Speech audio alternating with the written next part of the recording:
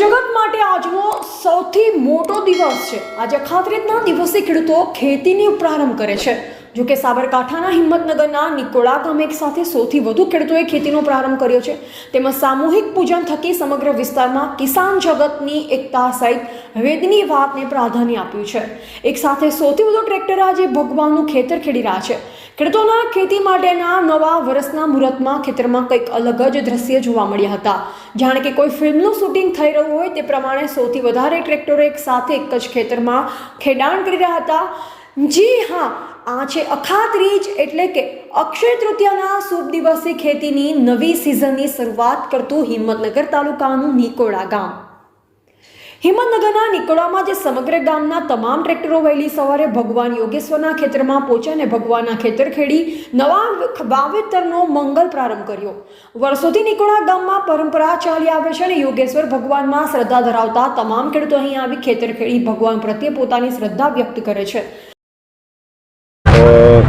પરમ પૂજ્ય દાદાજીની પ્રેરણાથી સ્વાધ્યાયની અંદર માણસના જીવનમાં વિચારના આચારમાં લાવવા માટે પરમ પૂજ્ય દાદાજીએ ઘણા બધા પ્રયોગો આપ્યા। એમાંનો યોગેશ્વર કૃષિનો પ્રયોગ છે એ ધરતીપુત્ર એટલે ખેડૂતો માટે। એ પૂજ્ય દાદાજીથી આ ભગવાનના ખેતરની અંદર વર્ષોથી 2003થી અમે ભૂમિપૂજન કરીએ છીએ। માહોલમાં એવું છે કે ભગવાનના ખેતરમાંથી જ્યારે શરૂઆત કરીએ તો આખું વર્ષ ભગવાનના માટેનો એક પ્રેમ ઊભો રહે, ભગવાન સાથેનો સંબંધ દ્રઢ થાય, એના માટે કરીને વર્ષોથી અખાત્રીજના દિવસે ભૂમિપૂજન થાય। કેટલા ખેડૂતો અમારા ગામમાં તો લગભગ મેક્ઝિમમ 100 થી 125 ખેડૂતો જોડાતા હોય છે, પણ સમગ્ર વિશ્વની અંદર પરમ પૂજ્ય દાદાજીના 10,000થી વધારે ઉપરાંત યોગેશ્વર કૃષિના પ્રયોગ છે, એની અંદર બધા લોકો પોતાની કર્મકુશળતા ધરવા માટે આજે પૂજન કરતા હોય છે। પાંડુરંગ શાસ્ત્રી આઠવલ્લે દાદાજીનો આ પ્રયોગ છે। અખાત્રીજના દિવસે આખા ગામના ખેડૂતો આ પૂજારી તરીકે આ ખેતરમાં આવે છે અને આખા ગામના ખેડૂતો ખેડે છે ખેતરને, અને દર મહિને પૂજારી તરીકે અમે અહીંયા પૂજા કરવા માટે આવીએ છીએ અને આ સ્વાધ્યાય પરિવાર આખો એકત્રિત થાય છે આ દિવસે, અને આ પોતાના સાધનની પૂજા થાય છે, ખેતીના ઓજારોની પૂજા થાય છે, ખેતરની પૂજા થાય છે, અને આ રીતે આખો સ્વાધ્યાય પરિવાર એકબીજાને મળે છે અને આમાં ખૂબ જ અનેરો આનંદ આવે છે। કેટલા ખેડૂતો જોડાતા હોય છે? આખા ગામના ખેડૂતો આજે તો જોડાણા છે અહીંયા। જાગૃતિબેન બી પટેલ।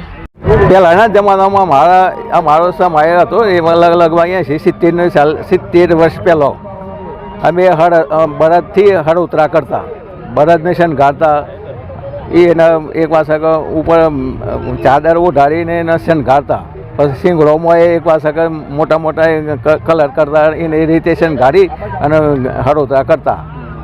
તે વખત બધા ગામના બધા જ હળ એક જ ખેતરમાં આવતા અને લાઈન બધા ખેતરમાં આવી અને પછી પોતપોતાની રીતે હળ જોડી અને પછી ભગવાનનું નામ દઈ અને હળોતરા કરતા ચાલુ કરતા। અત્યારના યુગમાં બળદ નીકળી ગયા, હવે આધુનિક યુગમાં પછી ટ્રેક્ટરો આવ્યા।